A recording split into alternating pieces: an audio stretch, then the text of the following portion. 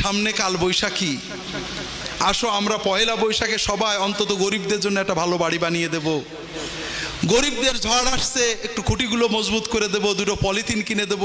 বছরের প্রথম দিন আমরা মানব সেবা দিয়ে, কল্যাণ কর্ম দিয়ে শুরু করবো, যেন পুরো বছর ভালো থাকে। কেউ বলে নাকি? কারণ এই কথা বললে তো ভিসা নেই, বাণিজ্য চলে না। খাও খাও, পয়লা বৈশাখে যদি শাড়ি একটা না দিতে পারো তাহলে দড়ি একটা কিনে দিও। বড় দুঃখ, বর্বরতা, বর্বরতা একেবারে পুরো দেশটাকে বর্বরতায় ভুলে দিয়েছে। বিশ্বাস করেন ভাইরা, কোনো সভ্যতা আর নেই।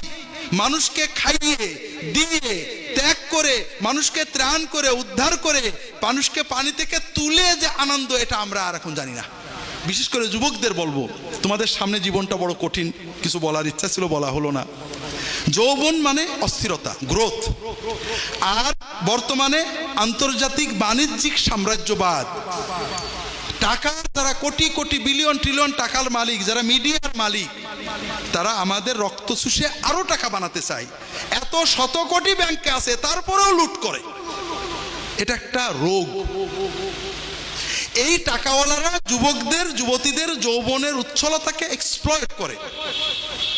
বিশ্ব ভালোবাসা দিবস, অমুক দিবস, তমুক দিবস, পহেলা বৈশাখ, 31 নাইট, এই দিন সেই দিন, অমুক দিয়ে কেন কেন করো, এই করে তাদেরকে এক্সপ্লয়েট করে। ঠিক আছে না?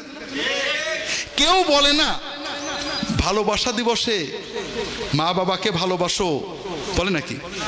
দেশকে ভালোবাসো বলে না? এইসবে তো আয় হবে না।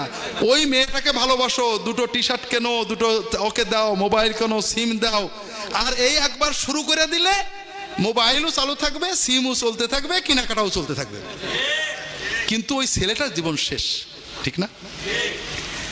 31 নাইটে, শীতের প্রচন্ড কষ্টে, 31 নাইট হলো প্যাগানিজম। প্যাগানিজম, এই যে পয়লা বৈশাখ 31 নাইট করি, এটা হলো প্যাগান ধারণা, প্রকৃতি পূজা। সেটা কি? বছরের শুরুর দিনে আমরা যদি খুব ভালো করি তাহলে পুরো বছর ভালো থাকবে। আমরা এখন বলি, আমাদের বিশ্ববিদ্যালয়ে ছেলেরা লেখে বিজ্ঞান ভিত্তিক শিক্ষা চাই। তো ভালো কথা, লেখা হলো ইসলামী লাগবে না, এই জন্য লেখে। তাছাড়া বলেন তো, আমরা যখন বলি এসো হে বৈশাখ, এসো এসো এসো, এটা তো বিজ্ঞান ভিত্তিক। বৈশাখ তো শোনে, বৈশাখ শোনে না? কি উদ্ভট! সেই বর্বর যুগের বর্বর প্যাগানিজম আমরা ডেকে আনিছি, বৈশাখকে ডাকছি এসো হে বৈশাখ, এসো হে বৈশাখ। তার আগে ছিল, আমাদের দেশেও ছিল, বৃষ্টি না হলে গায়ে কাদা মাদা মাখতো, জানেন আপনারা? এটা হলো প্রকৃতি পূজা। অর্থাৎ আমরা কাদা মাখছি, এই আসমান হয়তো আমাদের কাদা দিকে একটু বৃষ্টি দিয়ে দেবে। কথা বোঝেননি?